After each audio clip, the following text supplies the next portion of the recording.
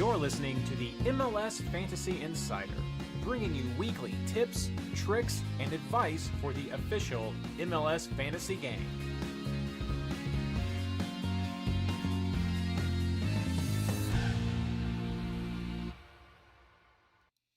Hello, everyone. Welcome to the show. Because we're already getting so many comments in chat. Recording in progress. There we go. Recording is in progress. They are not unwanted comments. Thank you so much, Gene. Thank you so much, Eric. Ashley is not here, so the reminders are very helpful. Just a quick reminder about that. Ashley's dealing with some personal issues right now with her family, and so that's why she's out. Nothing crazy. I'll let her comment on that when she does come back, but she just needed to be out with her family the last couple of weeks, which we are happy to be able to let her do because this is just for fun. So no worries right there. Everything all good. I'm trying to keep an eye on the mic level, so please do, everyone, let me know right there. Let me first get the social going. So, I almost did not replace the link for this stream. That would have been unfortunate, sending people off to last week's stream, which is not happening. So, heading over there to the Twitter X real quick as we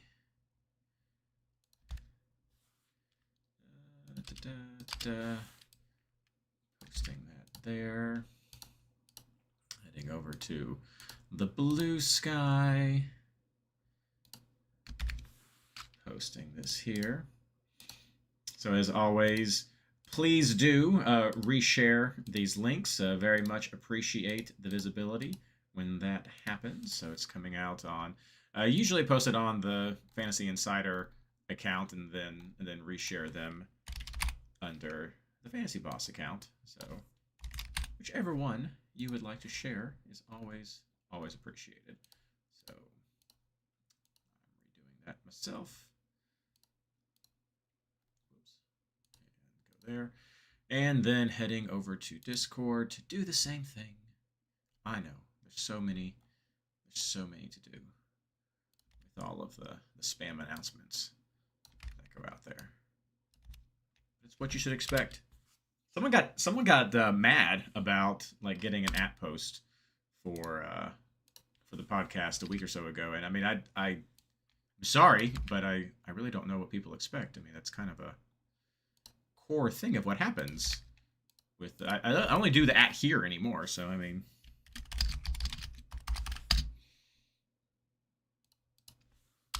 I did not understand. But someone gave it like, and they didn't say anything. They got like a mean face, and so people kind of had fun with that in chat real quick. So, all right, there we are. We are live. The social is out. Please do, as I said, like and subscribe. If you're joining us for the first time on YouTube for our live stream, welcome to the show. So happy to have you here. We're live pretty much every Monday. Sometimes holidays don't even matter. And we're happy to have you here. Like and subscribe. Hit the bell notification to see when we're live. If you like this kind of content, it's fun for us. I know it's a niche game, but if you're into it and you're finding us or this is popping up through your discovery or your live or just going through there, that you're probably a fantasy sicko. And so we're happy to have you here and as part of our community. So I think that has everything ready, and we will go ahead, come on, and get started with the show.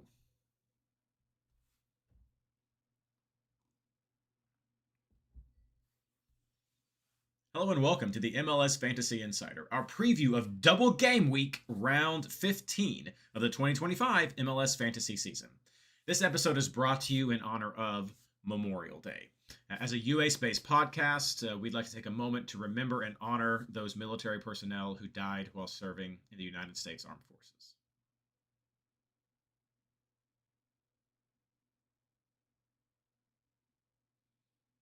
And as always, we'd like to thank our amazing MLS Fantasy Insider Patreon supporters. It's because of you that we're able to keep this project going. Head over to patreon.com/MLSFI right now to see what it's all about with the Patreon system. So it's fun, and that's how you get access into the Pro Rel League, or at least information for the Pro Rel League.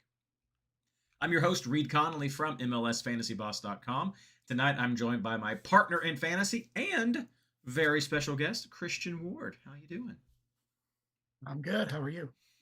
Just so happy to have you here. So I know that many people, especially those who are listening to us right now, Though there are some first-time people I see in chat. We have some first-time watchers, so let's see what all this is about. Yeah, Jack, happy to see what all this is about. Everyone clearly doesn't know who you are, Christian, and so we are. Sorry, my words are getting jumbled today. But we're keeping up what we have done this season with having quick little interviews with everyone. And since it's the first time you joined the show this year, is it already first time, or did you come in and pop in real quick once? No, I think this is the first time this season. That's far too far in for something like that. But we're going to have a quick little interview with Christian for all of those who may be unfamiliar with him. So Christian, for those who don't know, let's just start out. How did you get into MLS Fantasy, and what is your experience with this game? Well, I've been playing FPL since that's Fantasy Premier League since I can remember, and I became a sicko. And when like in April, May, when that season ends, I became I started going through withdrawal, basically. And I knew that MLS they played over the summer, and I decided to check it out. And this was like probably, I don't know, probably close to 20 years or 15 years ago, something like that. Back when the MLS fantasy game it looked like Fantasy Premier League. I played MLS fantasy through Yahoo, through ESPN, and through the official game. And when they switched the format, or switched the game vendor to the current vendor, and switched the format to what we're seeing now, I had a serious problem with it, because back then the game was, I thought that the game was unplayable. It was just too big of a departure from what I was used to and what I was working toward as a fantasy manager, the skills I was honing, that kind of thing. And so I went up on MLS r/MLS Fantasy, or Fantasy MLS, and Reid and I here, Reid, we got into a little discussion, if you will, about how I thought the game was unplayable, and that it just downright sucked. And then you convinced me that to give it a chance, and I did. And lo and behold, a season after that, I really started to love it, because the rolling lockouts, that's different. They're a lot of fun. It gets you more engaged in the game. It forces more difficult decisions on you than you would have in a Fantasy Premier League game, or like the standard format. There's a whole bunch of reasons why this is a better game than I think any other one out there now. Fantasy Bundesliga came close for a while, but then they switched to more of a FPL format. But anyway, that's how I got into it. I just dove right in, and I actually had when I embraced the new format and figured it out, I joined the Discord, and actually did really well. I mean, I was in the top 10 and was first overall back in the day, the year that I joined the Discord. And that got me some attention. And I happened to mention that I was a software developer and a computer dude. And everybody just pounced on that like crazy, and they made me the Discord admin. So that is my story. The rest is history. I mean, I'd like to say I've been a top manager since I've been playing it, but there was one season that I really wasn't. I ended in like top 100 or something like that. It wasn't. Oh no. No, I mean, Yeah, I know. I mean, that's cool. I mean, like, but I'm just not used to that. So I considered that a down year. No, well, a lot of people are definitely having some weird down years this time, but it is weird. history, and it's a history that's woven into this game with, of course, so much that you put into the Discord, which the chat is rightfully calling out that the Discord is what makes FMLS so much fun. But in addition to this game, I know Mhm. that some may not know that you are also into a homebrew draft fantasy league, and so that's not part of our game. Draft isn't there. People often talk about it, but do you have any just like quick advice or recommendations? Like, what should others do if they are interested in running their own little draft brew league? Sure. The first step is to join the Discord. Look in our draft leagues channel. There's a wealth of information in there. We discuss how the draft is run, what we do. There's a lot of people who are running their own draft league that come there for advice as to what to do in certain situations or how we run things or whatnot. It's actually extremely good community and um, somebody is going to correct me, but this particular draft league that I'm involved in has been around for years and years, and we've got four divisions rather, and it's a pro rel league, and it's like there's a waiting list. So you'll want to come and get on the come to Discord, drop a line saying, "Hey, I want to be on the waiting list." You could join our draft league, or you can learn how to run your own pretty easily. It's fun to It's just it's basically run on Google Sheets and Facebook. You that's know, you know it's not rocket science. and a lot of people have a lot of fun with it. I don't go into the draft myself, so I am not one of those people in the league or on the waiting list. But to each their own. We are glad to have people in our community who can help provide that advice. Years ago, Blaine used to post little articles here and there just to Yep. kind of help cater to people who might be doing their own thing. But it's a fun little thing. Well, let's switch back over to the main game and talk about that. That's a pop up that's probably in the screen that I did not expect to happen. What is your general approach to building a fantasy lineup each week? My general approach is I look and see what the other managers are doing, and I just copy them. Oh well, Okay, no, that's not right.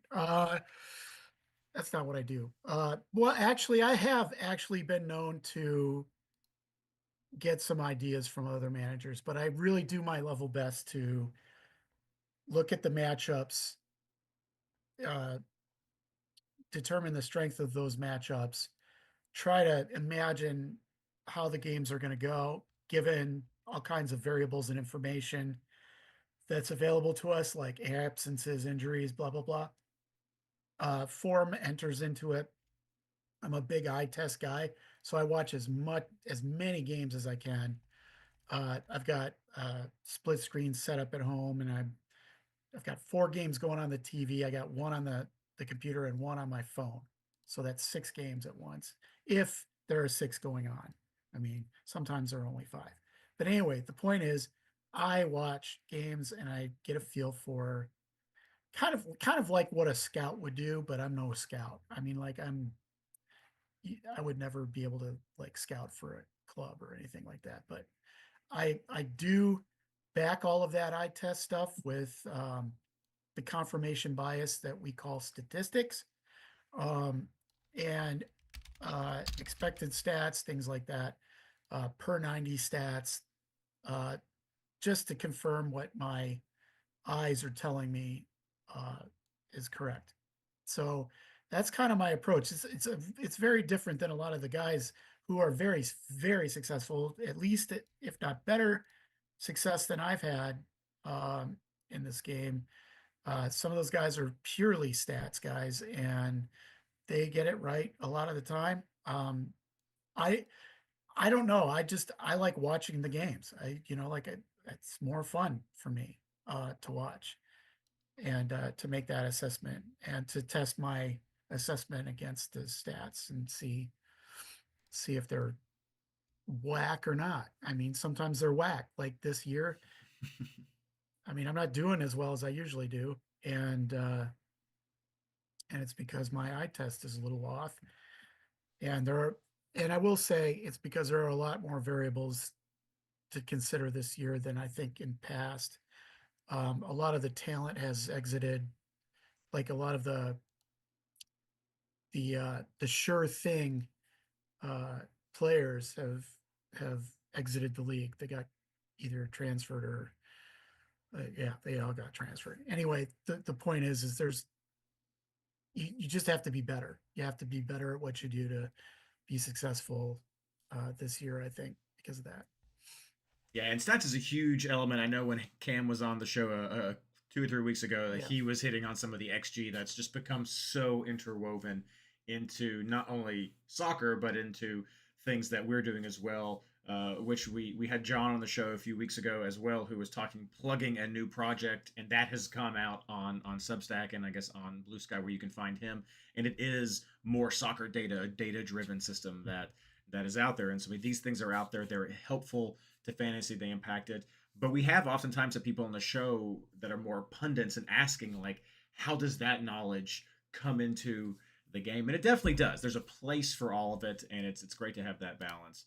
So let's finish up like we've done with everyone. The final question: what advice would you give to any new players starting fantasy in 2025? Definitely join the Discord server because you're going to learn a lot from people who have been doing this for a very long time. Our Discord server has always, like, without fail, every season, the top 10 are in our Discord. Okay, like, or at one time have been in our Discord. Like there's maybe one player in the top 10 that's no longer in the Discord, but used to be our Discord regular kind of thing. But generally speaking, they're all here. And um, that, and, you know, I guess don't be such a homer. Like if you come into fantasy always picking your team's players, you're probably not going to do very well. You have to put your homerism aside and assess everybody on an even field. And then I guess the final thing that I would say is just ask a bunch of questions, listen to people, see what works. You know, uh, yeah, I mean, it's a journey. It's you're not you're some people are going to do well right off the bat. Uh, I don't have an answer as to why that is, but most people they're going to be newbie, mediocre, like as expected. Like you can't expect greatness right off the bat unless you're like really into soccer analytics or something like that. Um, so yeah, it's a learning experience. It's a journey. It really is. Absolutely. And I know that Pascal shared some of that journey that he went through himself with his difficulty betting against his Montreal team, which has been something that we've For often sure. looked at this year. So it comes on both sides of not wanting your players or not betting against your team. So it's all part of the journey. Well, thank you so much, Christian, for giving us that little insight into you, sharing those insights with the community. Let's move on to our recap now of the single game week, round 14. I know we've got a big DGW coming up, so we'll be sure to save a lot of time for that. I know that's what people are here for. But give us a recap. How did your team do, Christian? What are some general takeaways you had from this past round? Oh, well, let's see. I got 97 points. Um, I won all my head-to-heads, and I made it up to overall rank 25, which is the best rank I've achieved yet this season. I've been hovering around 30 for the last few weeks. It's just been frustrating. But what I have found is that for being in week 13, or, actually 14, 15 now, but after week 14, scores are still really tight. I mean, we are close to halfway. And geez, like I'm only 30 points off of the first, overall one. So it's, usually by now, there's way more separation. Um, so like, yeah, that's a takeaway. I guess for surprises, I guess if following on there, I'm surprised my rank got better with a 97. Um, when I saw a bunch of guys with like 100 plus. Disappointments, my rank didn't get better enough. That's a disappointment. Uh, General fantasy takeaways. I guess I'd say avoid the groupthink. There's been a lot of groupthink going on, especially in the general chat channel for our Discord. That you know, there are a few rules of thumb that just get flat out ignored, and you know, just because you found success uh, going against the rules of thumb once or twice. Uh, this is a long game. It doesn't mean that doing that over and over and over again every week is advisable. uh, that, like taking away defenders, like there's way too many, in my opinion, there's way too many away defenders being picked every week. And while you're probably getting pretty lucky with a couple of those picks, generally speaking, I would not continue that.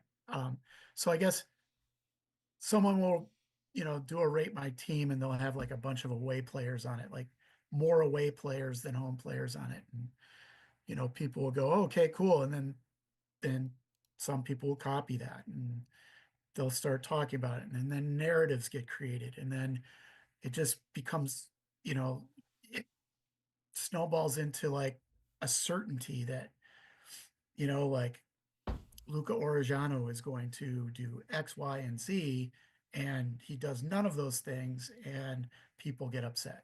So that's, I guess, my general fantasy takeaway after watching for 14 weeks of this so far. I'm not saying that I know better. I'm just saying, generally speaking, the experience says just, it's okay to take one or two away players, but I wouldn't bank on them. So, Yeah, I honestly don't remember if I said this last week or not, but it crossed my mind recently. So I'll say it again, just because I can't remember. Periodically, and it's happened a few times recently, I get messages on Twitter where people are saying, "Hey, why don't you share your team? Hey, when are you going to share your team?" And we used to do the chalkboard where we dropped it all, where everyone was kind of thinking, and we super popular. I know we haven't brought it back. I'd love to have something like that to come back, but that was always based off of like these Monday teams, and things shifted and changed, and so yeah. it always kind of felt a little disingenuous at the end. But the big reason that I don't share my team, regardless of how I'm doing, if I'm doing well or if I'm doing poor, is exactly what Christian said, is the group thing. I know that with the positions that many of us are in, we can have a tendency to create chalk. Indie content creators can help create chalk, and one thing that we're very big on with this community is people having fun, people doing what they want to do. The Discord is there to share and bounce ideas off back and forth, and so I don't do that because I want to avoid people just wanting to do a carbon copy of something, and to me that's not fun. If you want to carbon copy a team, head to the Discord. There's lots of people who share their teams and they have some great ideas, but it is that group think that I try to avoid, and so that's why I don't share my team. Which, if I did not answer that last week, then that's why, and if I did, I'm sorry. That's the same answer though. I've seen a lot of fantastic scores in chat. You guys have done fantastic. I know some people didn't get what they wanted, but that's fine. But I've seen 102s, Fizzy 107, Kenobi 102, Chaman 102, like high 90s, mid 90s, fantastic scores from my little unscientific look. I got 92 points. I was happy with that. I went up about 100 ranks, I would say 80 to 100 to ranks. I've had a slow start, just a tough start, like I know a lot of people have this year. Mixed head-to-heads with that low 90s score. I think in general, if you scored in the upper 80s to low 90s, you probably had a solid score. You picked a lot of the key players. You probably missed a few here or there.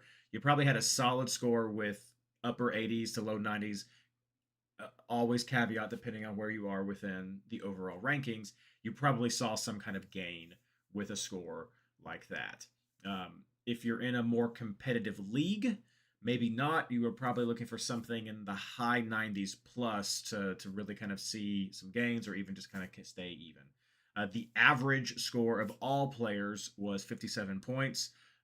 We know that we have some dead teams, and so I would probably estimate that of active teams, we're looking in more the maybe upper 60s, mid 70s is probably a better average of what. So I still think a lot of these scores that you guys have shown above average, and maybe some of the reasons you struggled some if you didn't get what you wanted is because my first general thought from this round is we 100% saw some rotation this week ahead of the double game week that we're having right now. We saw some guys get pulled near the end of games. We had some guys not start a game or not play at all because of some of the double game prep that is coming up for many of these teams.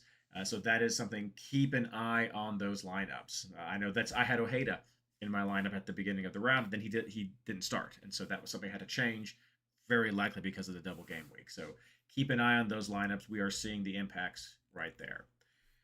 Coming back to this, I stand by my stance of moving away from ACM, of always captain Messi, in favor of a more purposeful captain decision. A thought of looking at what's on the field, just not ACM, because we saw it this week again.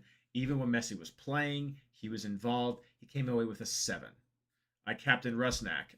He got an 11. I got 22 points there. Evander would have done better. Bawanga would have done better. There were a lot of people who are in this kind of usual captain's mix that I think there were good reasons to not go with Messi. I apologize for not getting out a captain's video. I had some stuff going on this past week as well with my family that I wasn't able to do that, but that was the general thought that I've been talking about on the show last week. I don't think we need to do that, and this shows it. That being said, he did get 7 points. That's a fine score for a single game week round. I know we want more from him.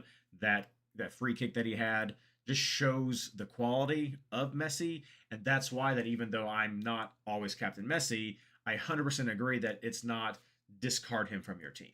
He's still always in the conversation for, well, if I'm not going to have him, I'm going to have him on my bench, or I'm going to have him in the field and just not give him a captain, because I still think that he can do things. But look at the matchup in the full field before you're just like, who is my captain going to be? And then finally, just something to acknowledge. Yup, Colorado had a clean sheet with the keeper who is not in the game. So, paging Matt Pollard? What's going on? Just kind of a weird thing that happens when players are getting shifted around. Other than that, I mean, it felt like a pretty standard kind of MLS single game week when we were looking at that. Not as many clean sheets this past round. We saw a bunch recently. So people who went with a Seattle keeper route early on were benefited. A lot of that was likely because Acosta wasn't there. We'll touch on some more of that in just a second. We saw Charlotte not keeping the clean sheets that they were looked at for in the beginning. We saw LA Galaxy getting on the scoreboard, which they still lost, but they've not been as much of just nothing. Again, as we've said, we're seeing some of these players come back. Little surprise with DC United with that Red Bulls resort there. But Forsberg did something, which he doesn't always do. So for those of you who like to look into that, that was there. But otherwise, a lot of this, so the Orlando clean sheet, a team that we look for often. We saw just goals on both sides with Sporting Kansas City and New England. Not surprising from what we've seen with these teams. And it was. I'm going to skip over the Atlanta one, Cincinnati game, guys. I got beef with Pro, so I'm just gonna leave that one there. A little bit of trauma, Reid. A little bit of trauma, a little bit of broken ribs, a little bit of collapsed lungs, that kind of thing. So, Yeah. Neither here nor there. They were on the field. They saw the pitch. The referees were always right. That's Pro for you. Anyway, that's the general takeaways from there. A lot of stuff that we're tracking, a lot of stuff that has been discussed. So those are the few little bits that we're going to take from there. Going to chat real quick just to see if anybody else. Yeah, congratulations. Scores, yeah, Chalman up overall rank 17. That's amazing. Epiel Thomas joining us for one of the first times, doing very well as well. Overall 29. That's fantastic to see right there. situational Captain Messi. So SCM, situationally Captain Messi. That feels like anybody now. Like situationally Captain Heel, situationally Captain Evander. Like it's just part of the decision. I did. That's Well, I funny though. mean, situational Vela. That's what we used to call them. Did we say situational? I didn't remember. Yeah, situational Vela. Yeah, like it gets that Carlos on a Vela. T-shirt. Hashtag there. And then chips. Um, chips could be interesting. I'd be interested to see how people might propose that to happen. We're never going to have the vice captain in fantasy anymore because we already broke that. So that's the one thing I would wonder is could we break chips if those came in based on that. So all right. Well, thank you all for sharing your scores. Thank you all for listening to that quick recap. It was a great round, but we're coming up to an even better round for those of you who had the slow starts or just the not the points that you wanted to in a single game week. We've got a big double game week coming up, and we're going to talk more about that right after this.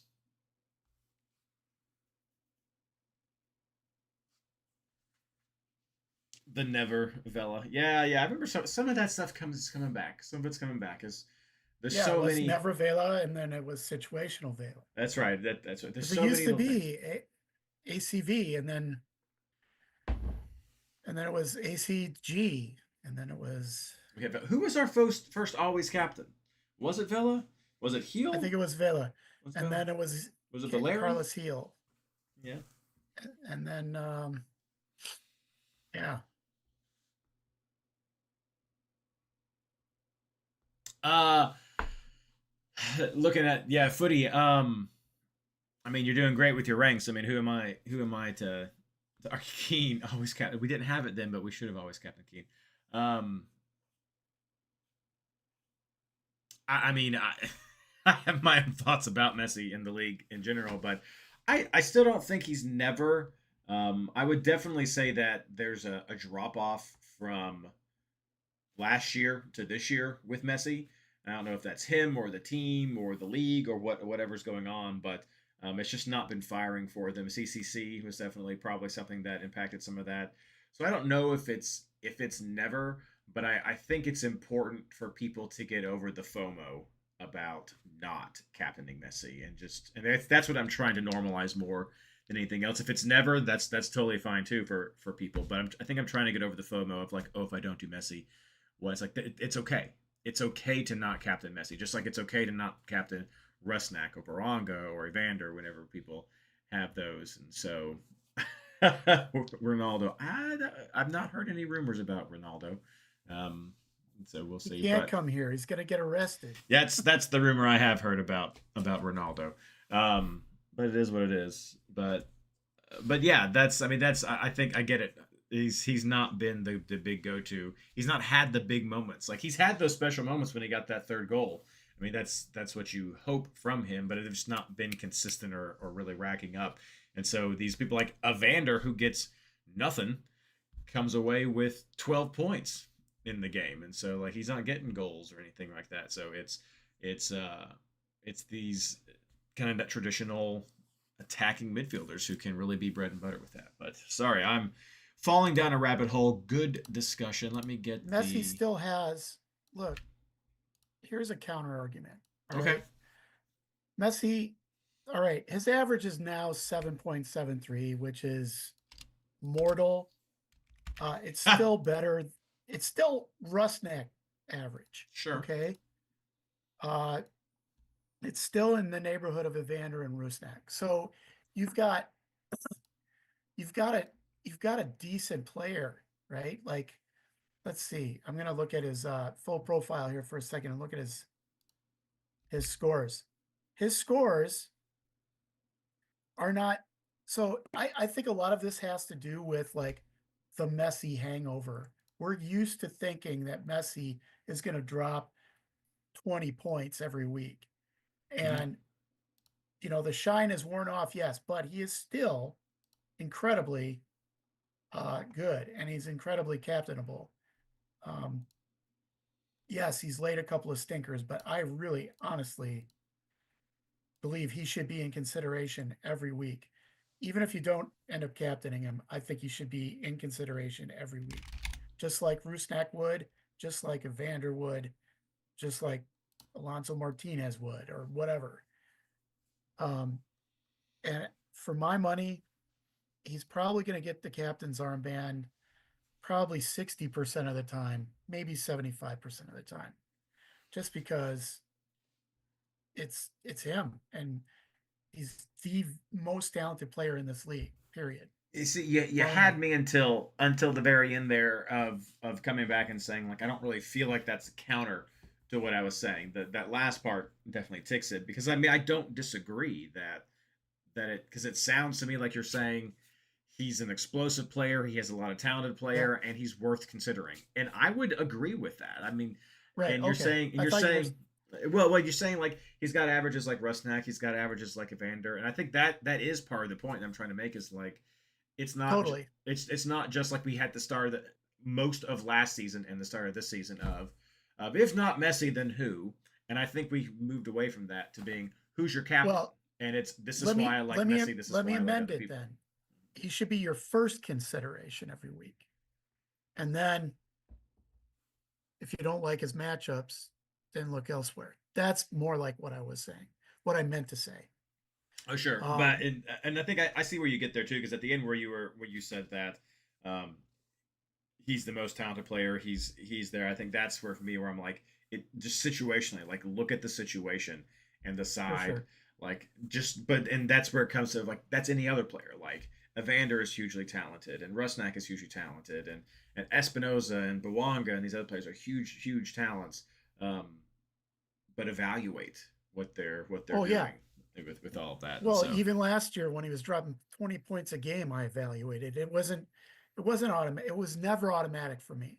This is, but instead of 100% of the time me ending up picking Messi, which was last year, I am going to I'm going to go out on a limb and say it's going to be 80 to 75% maybe of the time. Uh, just because, you know, their defense, their away defense needs work. And if they're too busy like dropping back to defend, I mean, Messi's not going to get the ball, or he's going to get low percentage passes, blah, blah, blah, blah, blah. All that stuff comes into play. But you get him on the ball in the box, and geez, I mean, like, he is almost automatic, like more so than any other player in this league. So he's going to get my first consideration every week. So for that reason. that is fine. All right, got one more note here. There. All right, thank you everyone who is joining us, coming in as we were wrapping up some of our lingering discussion about Messi from the first half. If you didn't see that, then you can check that out. And if you did, then you got a special treat, because that'll be cut out of the show, and when it actually goes on to the stream for the podcast. So my mic is really picking up. My keyboard, it's not as loud as it used to be, so I'm kind of surprised it was really picking it up there. It's been doing pretty good for most of the season, but we'll see. We'll see, Strix. Let me know if it keeps going crazy. Do I have it set to the right? Where's my setting? Here's back here. I got it set on cardioid. So, oh well, we'll see what happens. Maybe I was hitting it hard. But all right, let's get started. Hello and welcome back. We're talking player picks going into double game week round 15. But first, a quick little bit of housekeeping, because this is a double game week and I want to make sure that you have all of the information. Games start on Wednesday. That is May 28th at 7:30 p.m. with a bunch of teams. A bunch of teams are kicking off at 7:30, so be sure to check out the lineups on, not the lineup, well, yes, the lineups, but the game schedule at MLSsoccer.com or over at the Fantasy app or whatever app that you should so wish to list. Because of these kickoff times, it's going to be interesting for some of the Aru planning that you may want to have. There are games on Saturday, which start at 2:30 p.m., but you're probably already going to be locked into your teams by then. And then most importantly, because this could impact some captain decisions for people, there is one game on Sunday, and that is Seattle versus Minnesota. Also, that is the CONCACAF Champions Cup final. So go Vancouver. let's go for that. I guess I have a midweek game too. So double game week, also a bye round. Who do you need to know? The teams with 2 home games: my FC Cincinnati, LA Galaxy. We have Miami. We have New York Red Bull. We have Seattle, and we have Toronto. Teams with 2 away games: we have Charlotte. We have Christians, Minnesota United. We have New England. We have Philadelphia, RSL, and we have San Jose. Everybody else is, well, I'm not going to say everybody else. So Atlanta, Austin, Columbus, DC, New York City FC, they're splitting home away. And then Dallas, Houston, Montreal, Nashville, Orlando, and San Diego are splitting away home. That does leave 5 more teams. Of those 5 teams, 4 of them have a single game week. So Portland and Vancouver are both playing at home on Wednesday. We have St. Louis playing at home on Saturday. And then we also have Colorado playing away on Wednesday. And that leaves LAFC, who are on a bye this week. So it's a massive double game week, several teams with a single, and one team, LAFC, with a bye. And that is who you should be looking at to be able to activate any switcheroos, or more likely autoroos, that you're going to be looking at for this round.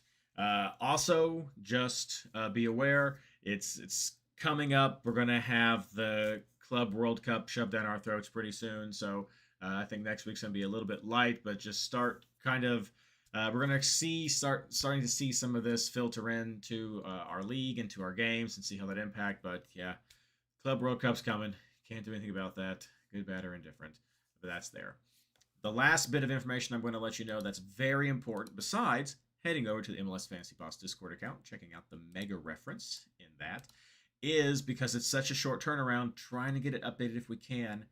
Check out the disciplinary summary over at MLSsoccer.com. Notice of suspensions have not been updated yet, and card accumulations also a little bit questionable, but yellow card warnings are going to be huge, as always, for a double game week. Most of the caution accumulation should still be a pretty good guide as to what kind of players you might want to be aware of. I mean, people like Dinke is on there. We're looking at Dorsey with Houston, who is on there. We're looking at Luis Suarez from Miami, who's on there. So some of these players could be people who you're thinking about in your lineup who may not be available for both games due to yellow card accumulation. With hope, those will get updated before the game starts, or with hope, we'll be able to get everything updated on the mega reference before game start on Wednesday. But check that out to at least sort of fold that in to your thought process, and we'll mention some of that, I'm sure, as we continue with the show now. So I know that was so much, but it's very important, I feel, to cover these things on the double game week. But now let's get into player targets heading into this double game week on a Monday evening. Christian, who are you looking at for your keepers and defenders? Well, okay, first I want to quickly address the impossibility of a switcheroo. I do the rankings article, and I just got done today writing the introduction blurb for it, where I go into great detail about why you should just do an auto-roo. And I'll just leave it for that article. But with that in mind, I've got a single keeper. Carlos Coronel is on my bench. I'm not entirely convinced that Coronel is going to keep a clean sheet in either game.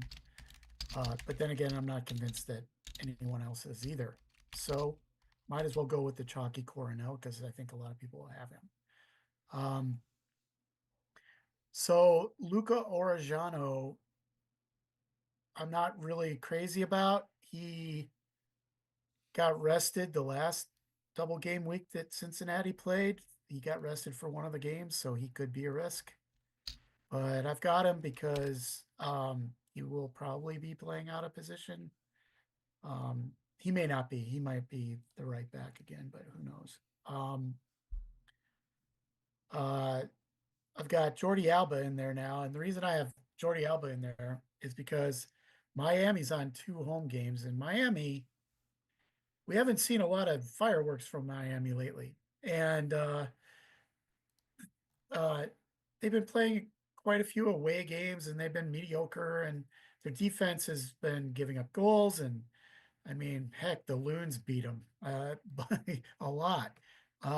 So it, why would anybody in their right mind take a Miami defender? Well, it's because Jordi Alba has been shifted up to being a winger full time. So he's not going to be asked to defend, which is something he refused to do in the first place. So this makes Miami's defense better in my mind.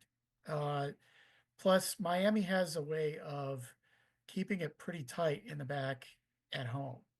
Uh, they are total garbage away, but at home, uh, I, they're like a Red Bulls. Like it's kind of iffy whether they're going to keep a clean sheet, but they do, and it surprises people, but it shouldn't because they're decent defense actually at home. So I've got Alba because he's out of position. He's attacking more, and because he could have that bonus clean sheet if they should get a clean sheet. To round it out, I'm only taking 3 defenders. To round it out, I've got Freeman, which why not? Because Orlando's been pretty decent at home on defense. They've actually been pretty decent away in defense too. So, uh, and Freeman's pretty attacking guy, and he's got a heck of an average, and he's in form, and why not? I mean, there's no reason not to take Freeman actually. Uh, Valencia was in consideration for me. I don't like I said, I don't like Red Bulls for a clean sheet necessarily, but Valencia is another wing back type who's gonna like get forward and maybe assist or do something fun. But I'm avoiding Red Bulls center backs because they the rotation is wonky with that team right now. They all their starting center backs got like rotated last week out, and I don't know who's I think Eiley or somebody was or Sean Nealis was suspended, and I think Dylan Nealis, I don't know what happened to him, and Eiley didn't play, and yeah, no idea what the heck's going on with that back line. So if I'm taking a Red Bull, I'm going to take Valencia probably. Uh, Plus, there's also what's his face, the other guy that was a Red Bull left, came back, Kyle Duncan. He's been getting a lot of minutes lately, so he might start. So who knows? He's a pretty decent option too. Um, but that's it for me for defenders. Who do you got, Reid? I have some similar names. I love that little bit right there. What's his face? The guy with the hair and the name and Yeah, everything. Yeah, that dude. all of that. So I agree with you. If anyone is looking at an Aru this week for a keeper, it is going to be difficult, if not impossible. I'll be slightly less doom and gloom than Christian, but the reason I say difficult is the way the games are lining up, 7:30s through 10:30s. Everybody in that last chunk, remember I was saying LA Galaxy, Portland, Colorado, Vancouver. These are the teams with a single. You don't want a single game week right there. Who are they going up against? San Jose, double away. Minnesota, double away. Those are the only 2 double game week teams in that 10-10-30 block. Not great keeper-root options right there. I mean, maybe people can make some pitches, but I would not be up to listening to those because I just think it's such a long shot what you have. So the chalk that has been coming up, like Christian is saying, Red Bulls, Seattle, kind of that is you can at least see the first 45 maybe minutes. We know how kickoff times work. 45 maybe minutes of the Red Bull game, and then pivoting down to Seattle. Both have their ups and downs. There, San Diego can score, Charlotte can score. So that's pretty much what you're locked into going in there. Looking at the second game, Seattle is playing later against Minnesota on Sunday, and then Red Bull have Atlanta as their next game. A tough call, I think, for who to match up. I think I would lean Seattle for what would be easier. But Christian, if you disagree with that, your boys have been doing some good things lately. Atlanta is a bit of an enigma. They have a big rivalry game. The kicking it off against Orlando coming in there. They're riding high off of what happened to FC Cincinnati the other night, and they're going to hope to continue that going into both of these games this week. So a little bit of a wild card there with some of the steam that's underneath them. So I'm not sure, and I don't rank Red Bulls very high. I do think both of their defenders were out, and a lot of that shuffle has been because of suspensions, and so you can see the lineup and go from there. Some of the other people, just going through this list really quick. Well, for defenders, I'm matching up with my Arus if I do try to do something like that. So I'd be looking for a Red Bull defender who's going to be starting out. I'd be looking for a Seattle defender who's going to be starting out. Roldan for more offensive, or if you want to go with one of the others, Kihi or someone. If you want someone a bit more defensively focused, you can go with that. 100% agree with the Freeman. Alba has been one that's burnt me a lot, but he started to get a little bit better as of late, and the double home game is definitely huge. But that's the only caution thing that I feel about Alba, is because he's been so bad to me before. I like the Orishano call out. He did much more in that game against Atlanta last night, was getting involved. Probably sometimes I wish he had laid it off and not gone for some of the weird shots that he did, but he was being more involved than he had been earlier in the year when we were hoping he would be this level of involvement. So I get that, but you can easily go with like a Robinson. We do know that Hagelin is out long term because of the broken ribs and the punctured lung, so that's going to be a long-term issue there. I'm not super worried about Cincinnati's defense. A lot of what happened with those 2 goals getting scored on them was because of just having to get all shooken up very quickly, trying to get reorganized, and just didn't have the time to get there. But still a very solid defense. Bring Celentano into the conversation as a keeper as well. Acosta back with Dallas. Of course, that's a homecoming game for him. And then you have DC United that's not been really hitting on all cylinders lately. So that could be a good matchup, unless you're planning to use 3 Cincinnati players differently, which I know some people are with their thought pattern there. One I do want to call out, because Christian and I were talking about this before the show started, is Columbus. And what's that stat you have for them, Christian? Last time Columbus kept a clean sheet, it was late 3rd week in March. So they're not the defensive wall that we are used to thinking of them as. And I think that's important to consider, because they're going up against Nashville in this first game, which we've not always been super confident of them being able to score. And then they're rotating home and away, traveling to Miami. And so this could be a round where Columbus sees 0 clean sheets. So I agree. Columbus is not really high up there on my list as well. A stealthier one that could be in there is maybe Austin. I know people have gotten lucky with some of the Austin defense lately, going up against RSL, which has been in kind of they're not like blowing it out with theirs. So that I could see where people might lean there, but pretty limited, I think, with what's going to happen for clean sheet chances this round. You may just be banking on the second game and see which one you have best right there. I'm currently looking at the Coronel and Fry 45-minute just to kind of see what happens. Maybe you get lucky.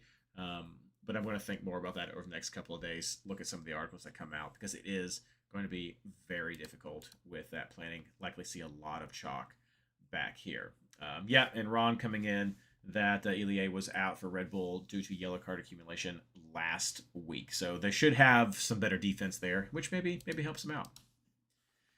All right, let's move on to talking about midfielders. Here's where the big fun is for double game weeks. Christian, who are you looking at? First and foremost, though, I just want to add one thing to the defenders, and then I'll jump right into midfielders. Here's another stat. Minnesota United has been decent on the road. Their defense has been okay. We've been exploited a few times, but generally, if you're looking at that schedule and thinking I can use Minnesota United players as a fallback in worst case scenario, don't even think about it. Minnesota United has never won in Seattle ever. like ever since they come into the league, and that's since 2017. They've been outscored 22-5 at Lumen Field. Okay, over that span of time, they are literally allergic to rave green. Do not do it. Don't even think of it. And their other fixture is against Vancouver. Vancouver took a heavily rotated team, came into Allianz Field 4 weeks ago and beat us 3-1, like without even trying. Like it was ridiculously embarrassing. So, you know, I would not take a Minnesota player this week. I'm sorry. I just wouldn't do it. Not even Tanny, not even who's Pereira, who's been doing really well lately. But anyway, on to midfielders. Let's see. Forgot who I had.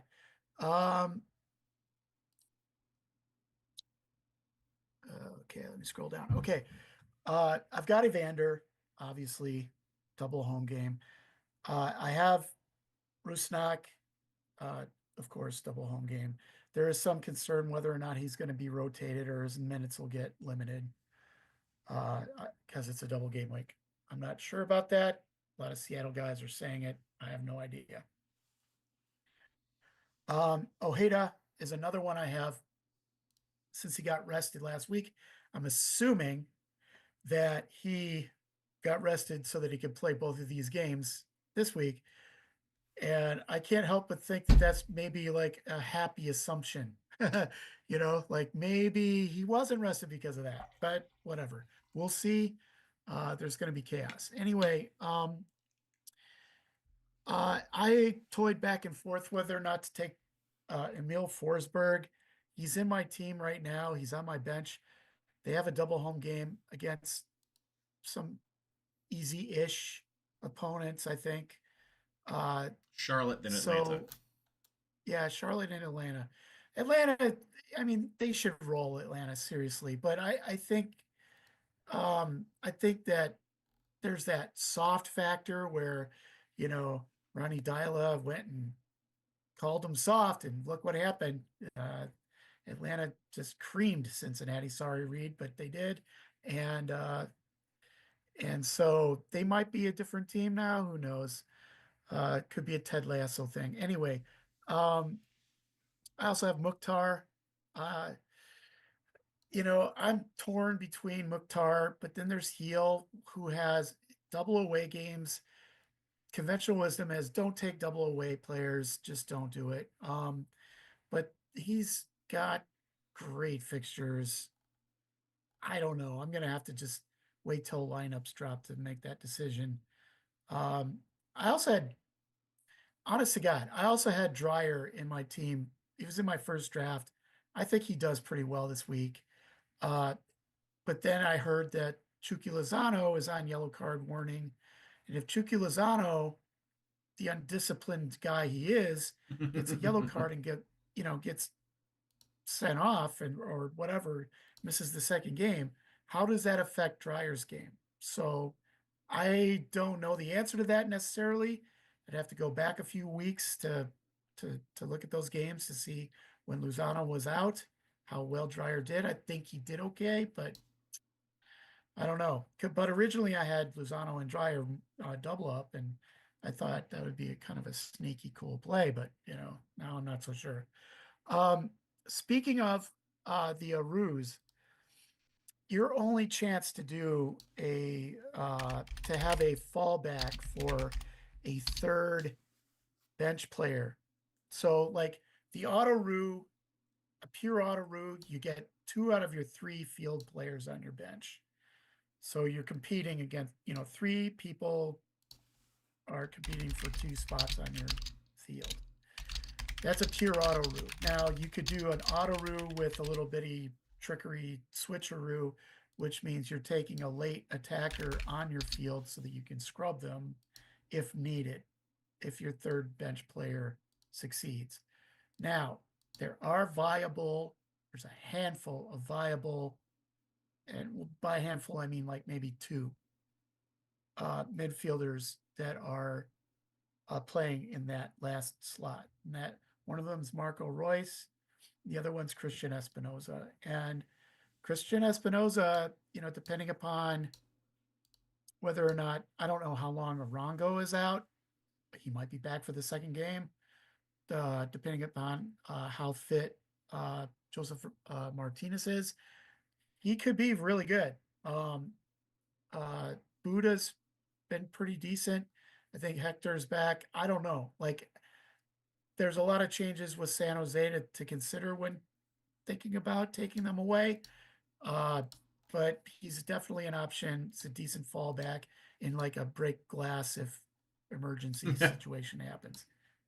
But Royce is somebody flipped Royce's switch. Royce has been actually playing pretty well. I mean, his fantasy scores are okay. Like he's dropped a couple of double digits, I think, if I'm not mistaken.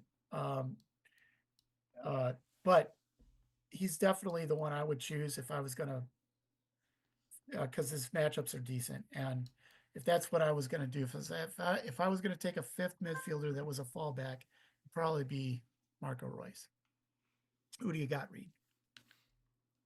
So again, I've got a lot of similar names as you. I think there's a pretty good pool of midfielders this week. So for me, the first ones that I added pretty quickly were Rusnak and Evander. Those are easy adds right there. I too have seen people talking about minutes Rusnak, and I've seen some people saying I'm concerned, and some saying absolutely not, we're good. Fortunately, they play early, and we will see that lineup, and you can make the decision. So, but right now, Rusnak and Evander, easy adds to my team with the double game week. I know, especially with Evander, he didn't get a goal last round, but just fantastic scores for him, even with not having that to help support it. Got the assist, which is what you're hoping for, and that's just to his quality. So 2 home games, yes please. For Evander, assuming Rusnak plays both, 2 home games, yes please for Rusnak right there. After that, it gets a little more not sure, going back and forth, kind of weighing the pros and cons. For the double away keepers, yes, I agree. Espinoza and Heel, those are the 2 that I think are most tempting of all the double keepers. Heel, because of the matchup. I do like that as well. Opening on the road to DC, who is not a strong team at all with their defense, and then traveling up to Montreal, which has also been struggling as well this entire season. So it's a lot of travel down and up for them, and that does worry me some. But those are definitely, of the away teams, I would say that is the easiest double away lineup that you're going to see for the roster. So Heel and Espinoza. Espinoza starts at a bit of a derby game at LA Galaxy. So we can see LA giving up. That's still happening. Espinoza is one who is often going to be involved in that and just racking up the bonus points. And then he plays his second game against St. Louis, which has also been a weaker team. So these are both good matchups there, and if you wanted to go with both of them, I would 100% understand that. I think they would both have to be on your bench just to play the auto roo system if you're going to go with that. So no disagreement from there. After that, it's just really who else is going to be in there. I mean, Ojeda, I too think he was being rested for these big games, and he has such huge quality right there.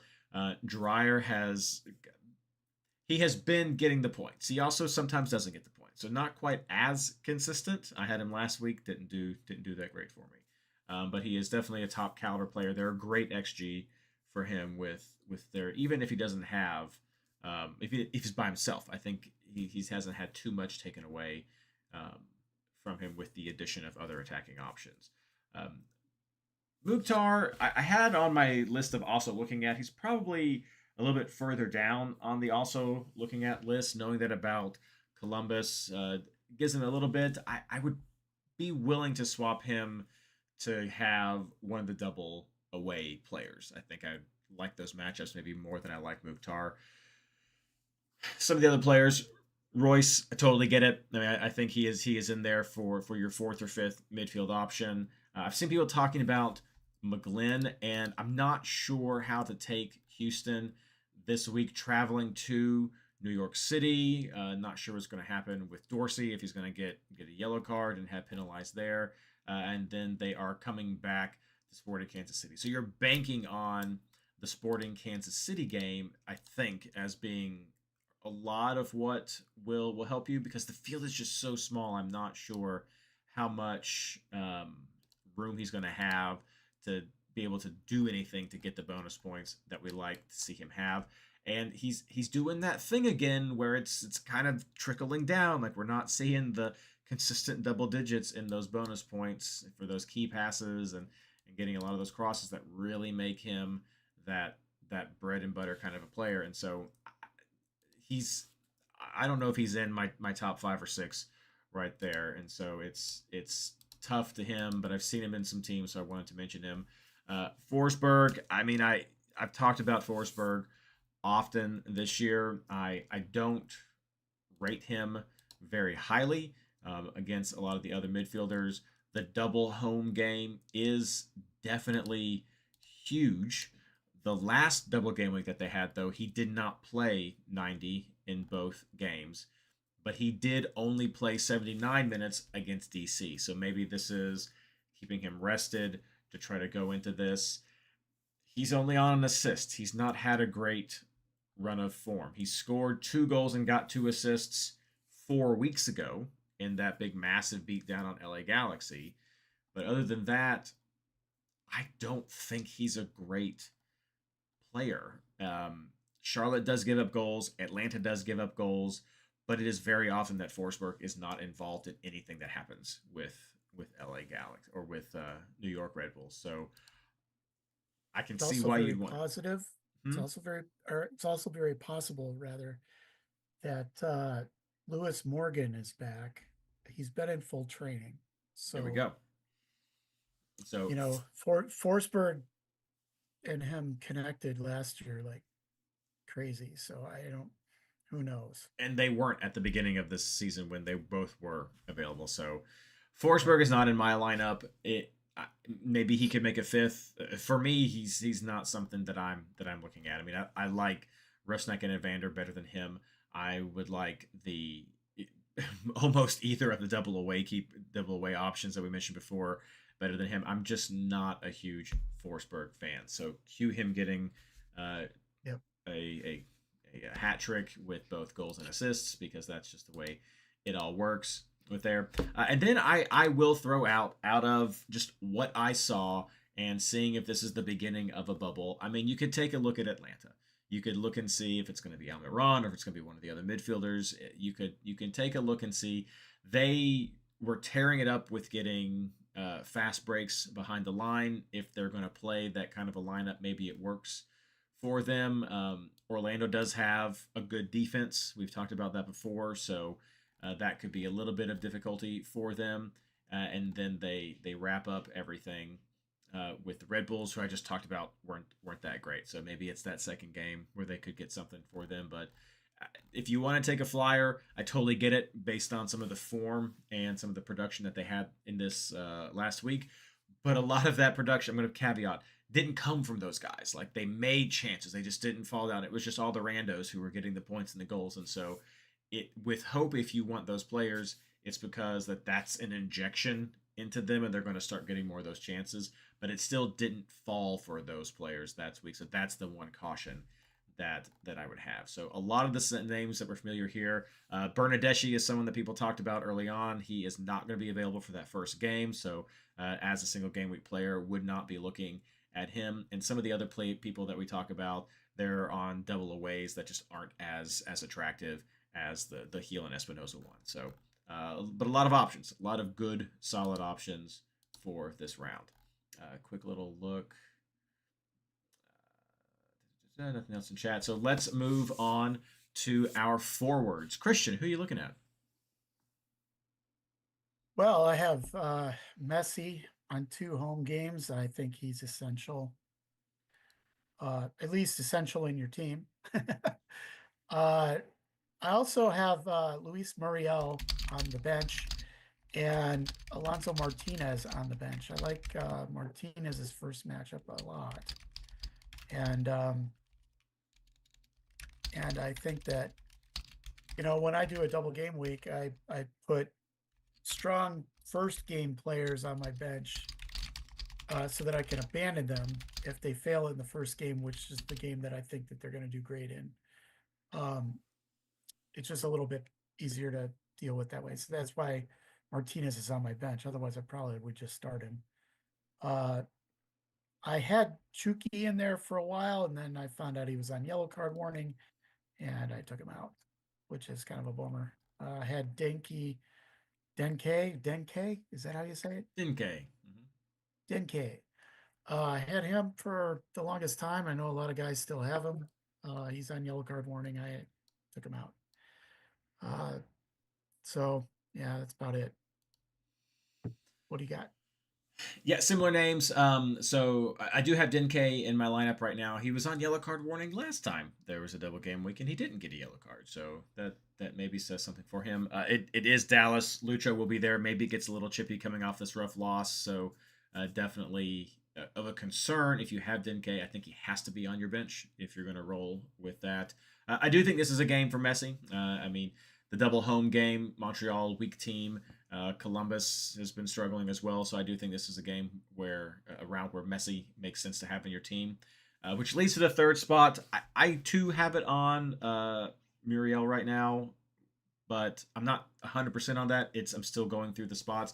I have Ojeda, assuming he starts. I feel like I've got my offensive presence covered. Muriel has some great numbers as of late, but the one thing, I mean, he's got 2 goals in his last 4 games, but he's never gone 90 since round 11.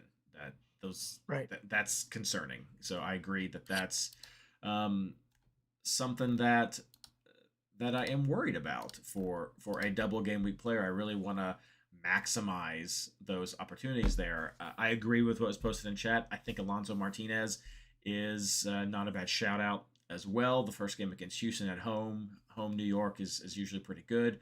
On the road to Nashville, not a bad option right there. And so those are some good people to go with.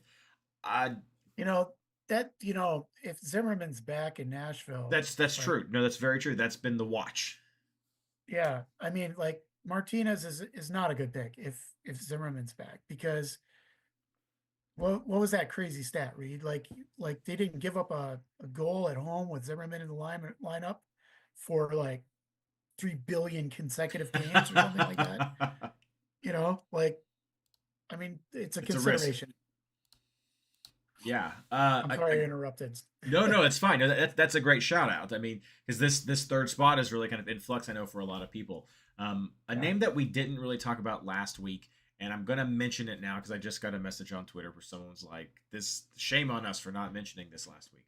That's not what it said, but that's how I'm phrasing it. And I don't know how I think about it this week. It's also a double away team, but it's Baribo, and he's been on a good run of form recently. He's got goals I guess not in his last 4 games. He has scored a goal or gotten an assist, and he did both 4 games ago, and he's gotten goals ever since then. Minutes a little bit in flux, but he's going to be at Toronto, which not a strong team. Going to then be at Dallas. That's probably a better matchup, maybe a bit more even right there, but he's on a good run of form. Doesn't take a lot of shots, and so that's the one thing that's concerning. But if you're looking for someone to just throw on there, we could put him into the list. What do you want to say, Christian? Oh, thank you. I thought about Baribo a lot. He's got great XG. He's got all the wonderful stuff you'd want in a striker, except he's extremely goal dependent. Yep. Extremely goal dependent. If he was a bonus point type of guy, then yeah, like we could consider him, but he's not even guaranteed to start. Okay, both games. He'll start one of them, but I, I I'm I'm going to go out on a limb and say Baribo does not start both these games. They've got Bruno Damiani, who is actually way better than his fantasy scores show. uh, his XG is right up there with Baribo's, and I honestly believe that Damiani is going to nerf him in one of these matches. So they're besides some teams are better away or just as good away as they are, you know, at home. But that's in like fits and starts and phases and stuff like that. And Philadelphia is one of those teams. Minnesota is another one. Like you just don't know that they could be really good away. And so yeah, I get the consideration. He's in form, but I can't do it. I just can't do it because the minutes definitely are a concern, and he's so goal dependent if he doesn't score.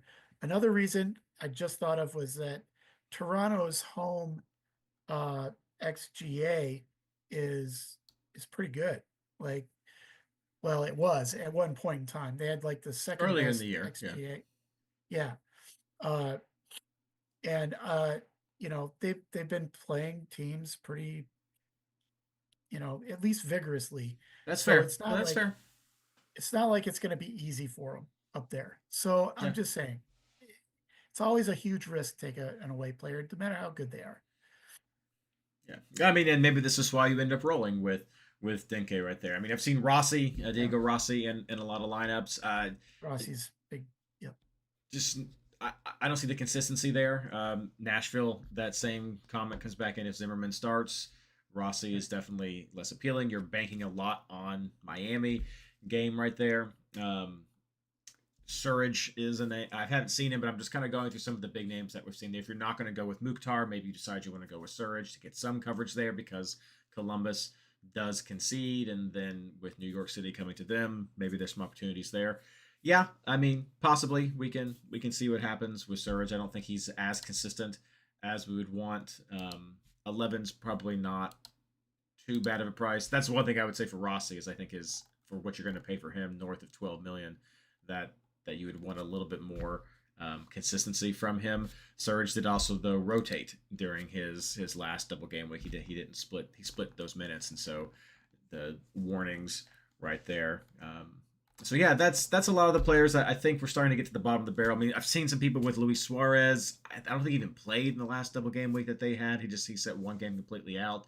I don't think that game is good enough, or that Miami is good enough that you're going to stack two Miami forwards for their double. If anybody, you should stack Allende or whatever. He's been decent. Plus Suarez is on yellow card warning. Why would you do that? Yep, that's exactly where I was going with that one too. So I just don't like it. So I mean, it's messy for that team. I think you got yourself covered there. So try to have a bit of extended conversation this week since it is double game weeks, just to kind of make sure you hear some of the thoughts for a lot of the players that are in the mix. But we're seeing, I think we covered a lot of the other ones. Going to chat real quick. Yeah, Messi, Baribo. Here's someone who's going with Baribo right there. Alonso Martinez. That's what we got there. Yeah, a lot of people who we've been talking about also in there. So now let's move on to the final bit. As we were talking about at the beginning of the show, and if you joined us live, you would have heard in the mid-show break the conversation. Christian, who are you looking at for your captain? Well, Messi. And if not Messi, it'll probably be Evander or Rusnak. Those are the three that I'm going to put in the article. And I really do believe that this is a really good week for Messi.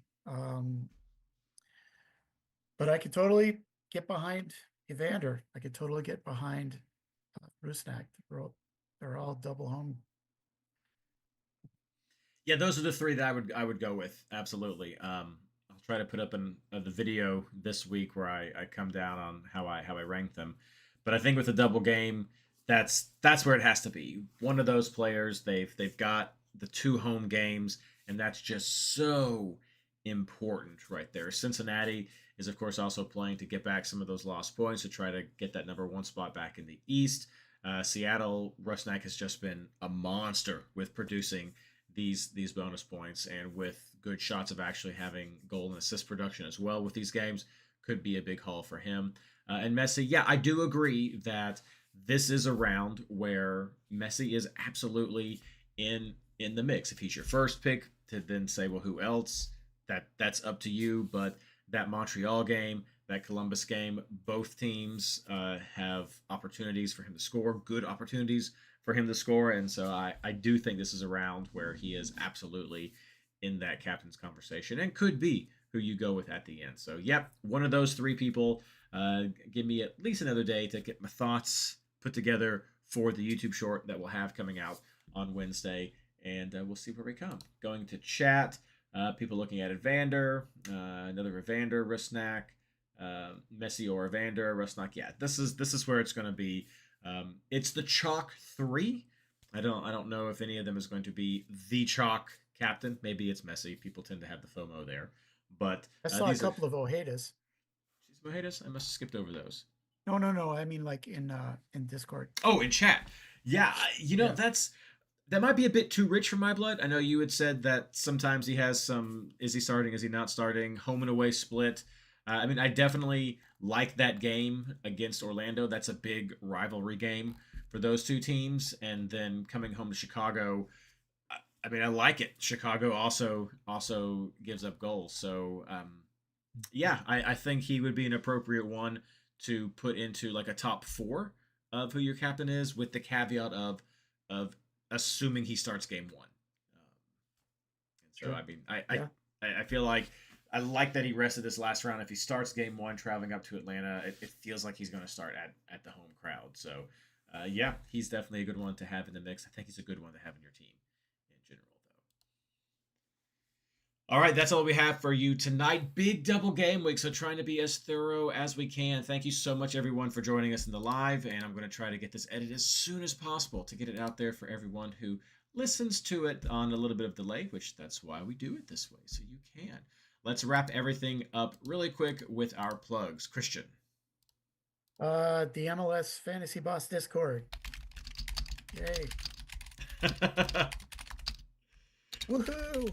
Woohoo. Sorry, I was writing a quick little message there, and you were very efficient with giving that. Well, if Christian's going to plug the Discord, then I will plug the MLSFantasyBoss.com site proper. Wojo's done a fantastic job with getting article content put up there. We've had some great people who are here this year with Ron and Kenobi and Eli and people writing in there. Meg joining in with Team Ranchinator, and of course Christian and Isaac doing great things with the player rankings, filling in for what MLS is no longer doing with that article. So it's a lot of fun. Check it out if you haven't already. Share it with people who may be interested in that kind of content. So happy to be able to provide that as a resource for the community. So lots of stuff going on. Be sure to check out the Discord, like Christian said, so you can stay up on everything, because games start on Wednesday. Do not be unprepared for when teams start to lock. So we'll do everything we can to help you. And in the meantime, as always, good luck.